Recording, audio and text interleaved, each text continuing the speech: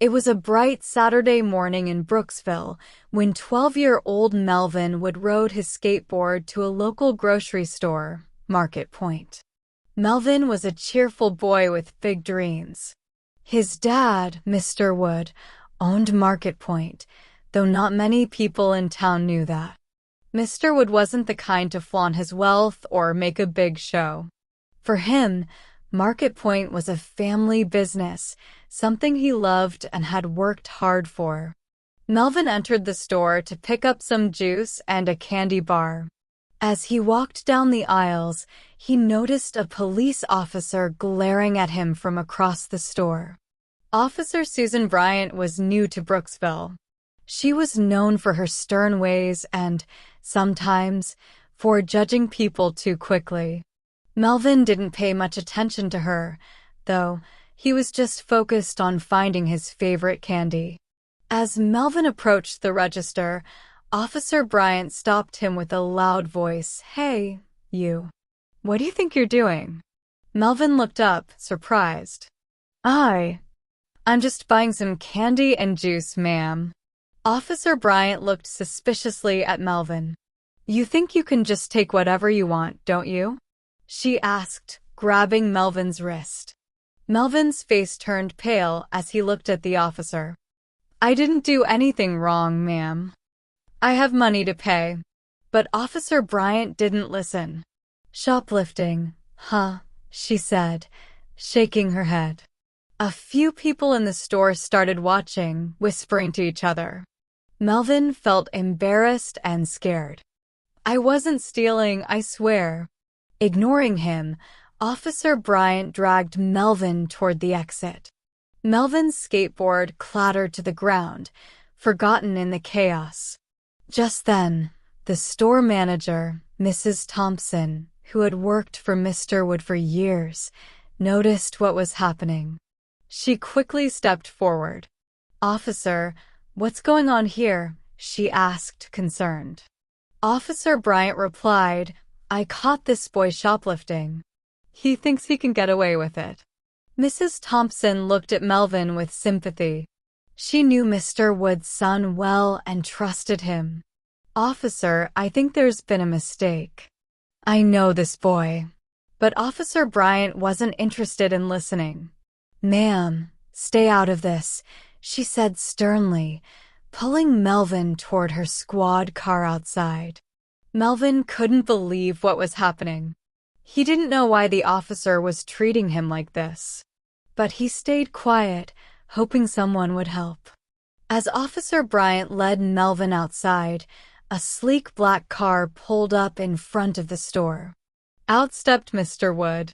He had a calm look on his face, but his eyes held a fire that could not be ignored.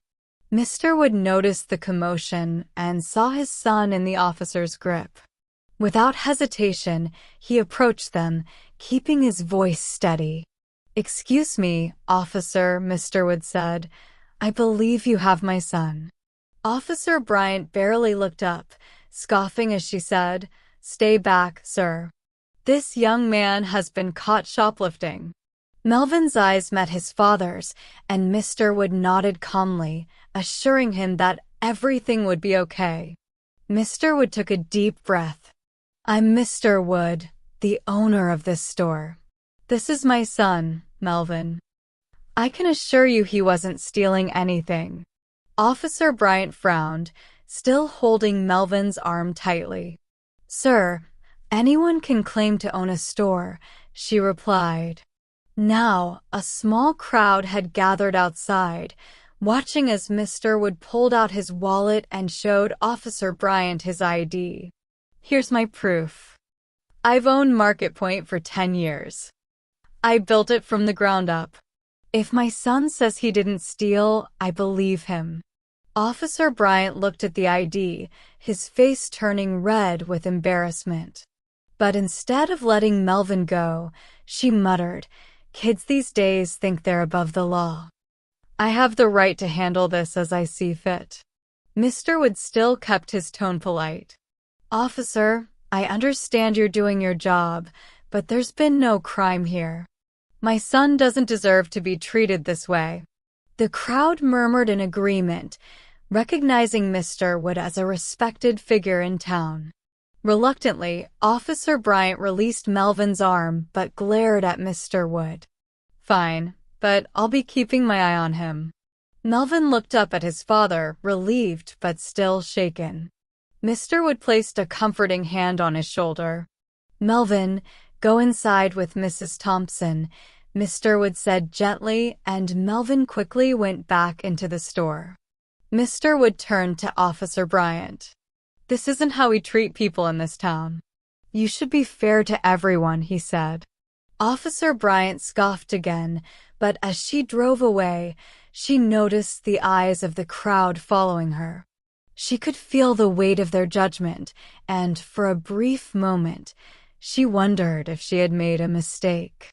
The next day, a letter from the Brooksville Police Department was waiting on Officer Bryant's desk. Her superiors had heard about the incident, and the chief wanted to discuss it with her.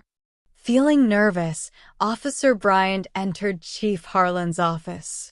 Chief Harlan looked at her with disappointment. "Bryant, I've been hearing some things about yesterday. Is it true you accused a boy of shoplifting without evidence?" Officer Bryant hesitated, but she nodded slowly. Chief Harlan leaned forward. "You need to apologize to Mr. Wood and his son. We're here to protect everyone, not make people feel unwelcome or unsafe." Bryant didn't like the idea of apologizing, but she knew she didn't have much choice. Later that day, Officer Bryant visited Market Point. She found Mr. Wood and Melvin stacking shelves together, laughing about something. Clearing her throat, she approached them. Melvin tensed up when he saw the officer, but Mr. Wood put a reassuring hand on his shoulder. "Mr. Wood, Melvin," Officer Bryant began, her voice unsteady, "I came to apologize. I was wrong to accuse you. I didn't mean to make you feel like you didn't belong." Melvin looked at his father, unsure how to respond. Mr. Wood nodded, his face calm and kind. "Thank you, officer. It's important to admit when we've made a mistake. Let's put this behind us and move forward." Officer Bryant nodded gratefully, though she knew she had a lot to learn. As she left the store, she felt the weight lift from her shoulders. And in the weeks that followed, she made an effort to get to know everyone in town better. Little by little, she changed, understanding that respect was something earned through kindness and fairness, not power. Melvin learned a lesson too. He understood now that his father's strength came from patience and wisdom, not anger. And from that day on, Melvin knew that he was protected not just by his father's love, but by the courage to stand up for what was right. And this brings us to the end of this story. Thank you for watching till the end. I hope you enjoyed this story. If you did, don't hesitate to like the video and share it with your friends too. Subscribe to our channel and turn on the notification bell for more fascinating stories. Have a nice day.